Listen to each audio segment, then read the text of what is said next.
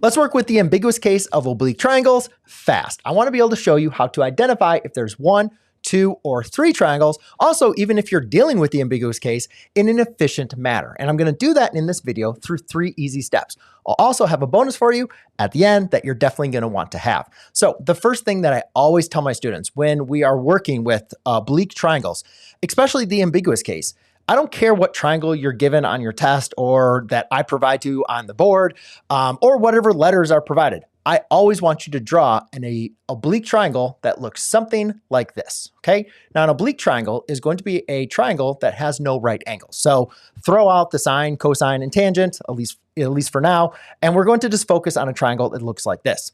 Now, the next thing, I always want it to look like this. So what I mean by that is like sometimes on a math problem, we'll have an oblique triangle that looks like that, or you look something like this. I don't want any of these, okay? Don't do this. Always draw the oblique triangle the exact same way. Now, the reason why I do that is, at least for me personally, as somebody that's gone through many of these problems, I visualize the ambiguous case this way. So if I have a different orientation of my triangles, it just starts to confuse me.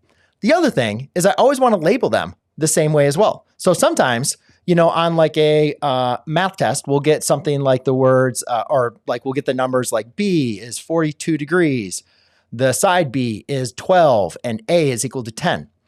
I don't want to deal with that, okay? This is how I always use the exact same letters. Now, again, it's very important though, if you're going to use different letters, just make sure you switch things back, especially if you're answering like a test question. You don't want to say like A is 17 when it was supposed to be C. But again, this just comes to familiarity for myself as a learner of going through this. And I feel like when students get mistaken on the ambiguous case, a lot of times it's just because things are just not the way that they have presented them. So not to say you shouldn't be used to looking at things in different orientation and different letters, but until you get a firm grasp of this, or if you want to be able to do this fast, which is the purpose of this video, I like to do it this way. So I always take my angle is going to be 42 degrees. And the opposing side is obviously going to be the same. And then I always use C as my adjacent side. Why C? Because that's how I have the formulas memorized. And I just can look at a triangle, look like it in this orientation, and I'm good to go. So again, let's start working through it. So we're given this information. I'm going to draw the triangle always. Let's do it like this here. Draw the triangle always like this. Okay, and I'm going to put A always in my bottom left-hand corner. So therefore, I know for an oblique triangle, the opposing side length is going to be the same.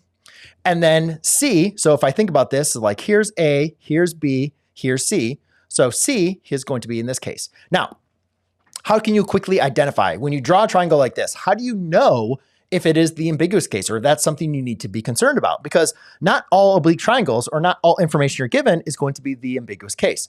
But you can see when I can rewrite this in this ABC format, if I have an angle side, side, obviously, spells a bad word, then we know, hey, this is the ambiguous case. So now what I need to be able to do is remember these 3 rules. And that's why I like having everything in the ABC format so I can be able to identify what exactly is going on.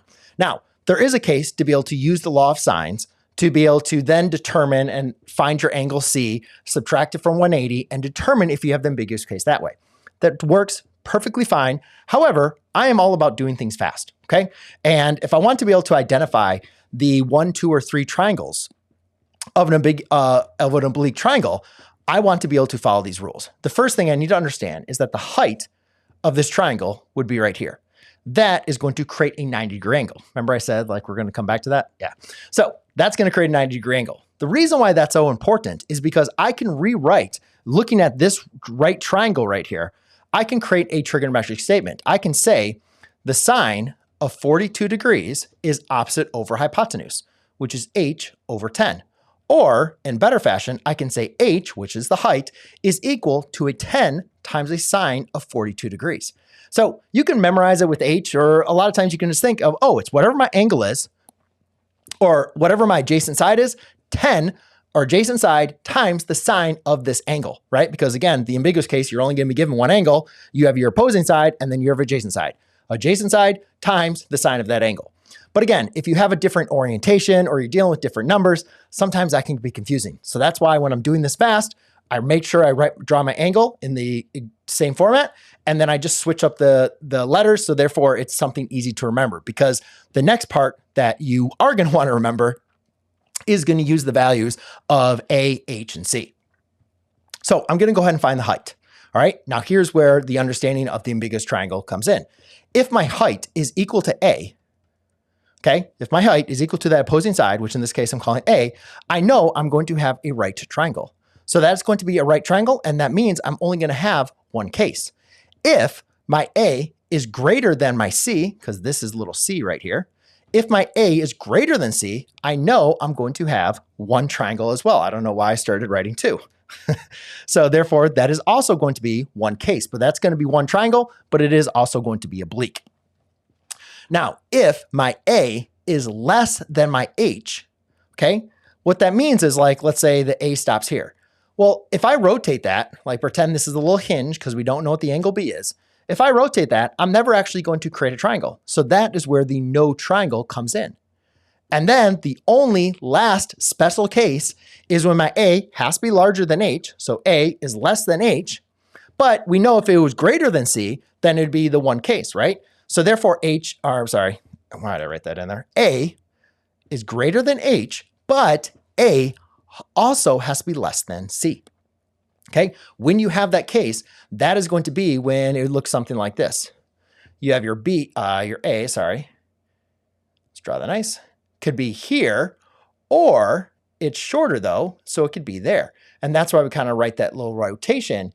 And you can see there's two triangles. You could have this skinny little one right here, or you can have this much larger one right there. So that's, ladies and gentlemen, how I like to do it. Again, a quick summary: always draw the orientation like this. I don't care what you're given. And even if you're just given numbers or just, given the information, write them on their triangle. But again, I like to use A, B, and C because I have this memorized, and you can have it memorized too. Now, the bonus that I was talking about is I put all this work down in a nice little simple cheat sheet that you can easily download down for free. I think it'll help with your studying, or if you simply forget and you don't want to go back and watch the video, you quickly, easily have something at your fingertips. I also have more videos on the ambiguous case, as well as just ways to be able to do math fast. If you're interested in those videos, check out the next video I have for you, or take a look in the description down below. Cheers.